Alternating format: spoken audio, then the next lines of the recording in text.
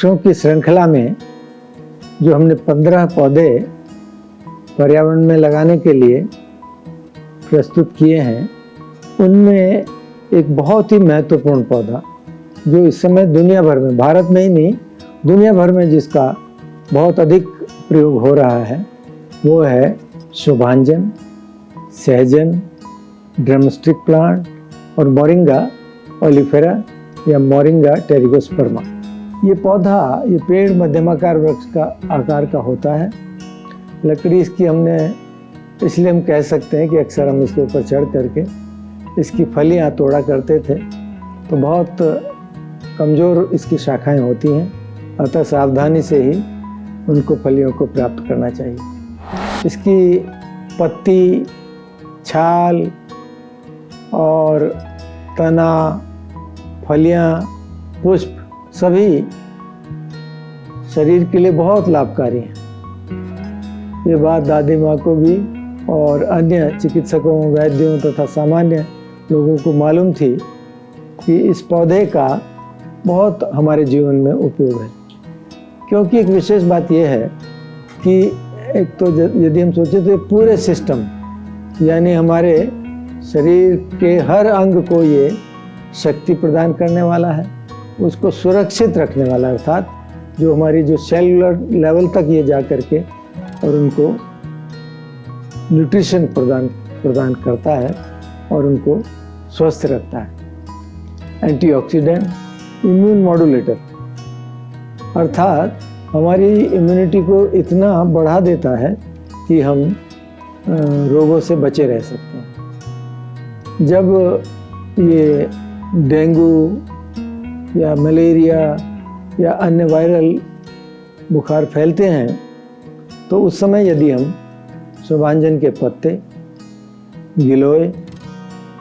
तुलसी और 2-4 काली मिर्च डाल करके पका लें और उसको निरंतर दिन भर पिएं, तो ये हमें इन गंभीर रोगों से, जिनकी चिकित्सा भी संभव नहीं है क्योंकि ये वायरस या विषाणुओं द्वारा फैलते हैं, तो वहाँ इस योग का, इस जो कॉम्प्लेक्स है 4 वनस्पतियों का, उसका बहुत अधिक उपयोग किया जाता है। कहीं कहीं इसी में पपीते के पत्तों का रस भी मिला लिया जाता है, तो जो प्लेटलेट काउंट कम हो जाता है, तो उसमें ये बहुत उपयोगी प्रयोग है। इसे निरंतर बनाना सीख करके और प्रयोग करना चाहिए।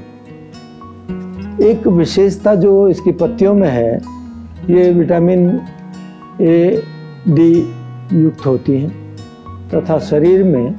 ये इनके शोषण में मदद करते हैं। तो एक रोग है जिसको हम नक्तांत या नाइट ब्लाइंडनेस कहते हैं। तो यदि हम इनका साग बना करके इनको अन्य औषधियों के साथ मिला करके लें, तो ये नाइट ब्लाइंडनेस को रोकने में समर्थ है। तीसरा प्रयोग आपने देखा होगा कि दक्षिण भारत में इसका प्रयोग बहुत होता है। जो इडली, डोसा वगैरह जो बनाए जाते हैं, उपमा, उनके साथ जो दाल का एक वो जो बनाया जाता है, सांभर जिसे सामान्य भाषा में कहते हैं, तो उसमें इसके पत्तों का प्रयोग करते हैं और मुख्य रूप से इसकी फली का प्रयोग काट करके छोटे छोटे टुकड़े उसमें डाल दिए जाते हैं, तो वही लाभ फल भी करता है जो इसकी पत्तियों के अंदर गुण बताया गया। शोभांजन की छाल का प्रयोग बहुत अच्छे मूत्रल, यानी मूत्र की मात्रा को बढ़ा करके स्टोन या पथरी निकालने में लाभकारी है। इसकी छाल ले लें, उसे कूट पीस करके और थोड़ी सी जो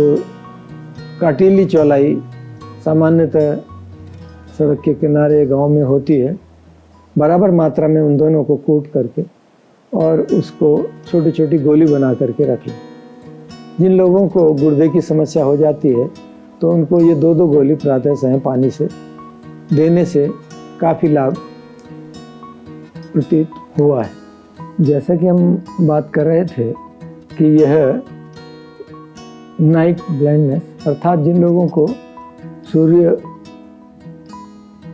छिपने के बाद ठीक से दिखाई नहीं दे पाता, तो उस अवस्था में हमने अभी देखा था कि इसके पत्तों को खिलाने का विधान है, परंतु इसके पत्तों का रस निकाल करके और उसमें थोड़ा सा शहद मिला लें शुद्ध, और उसको आँख में काजल की तरह लगाएं तो उससे और भी अधिक लाभ होते देखा गया है। बवासीर की अवस्था में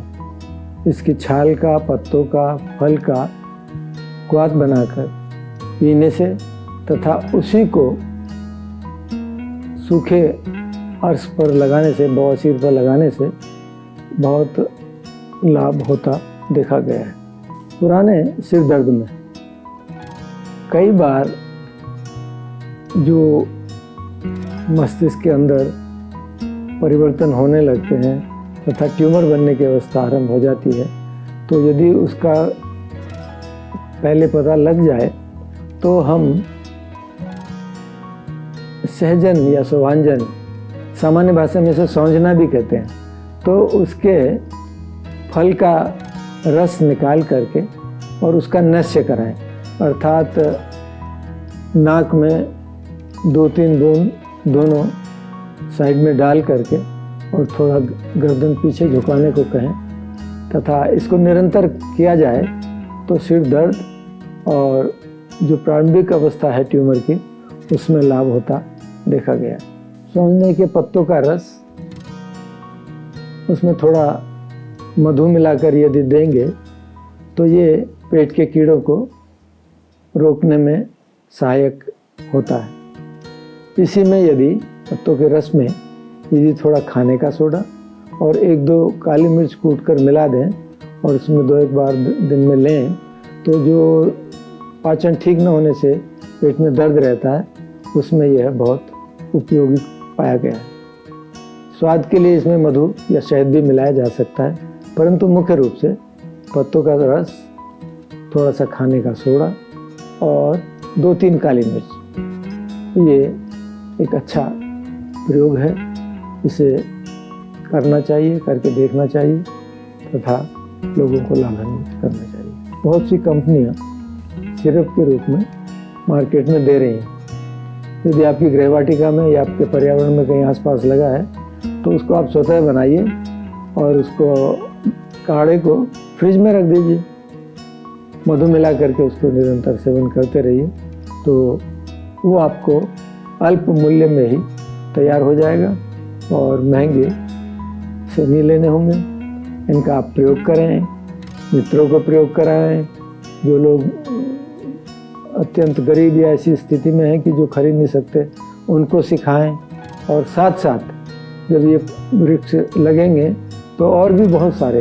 ईंधन के रूप में और आपका हरियाली के रूप में बढ़ेंगे। और क्लोरोफिल तो इनमें है ही,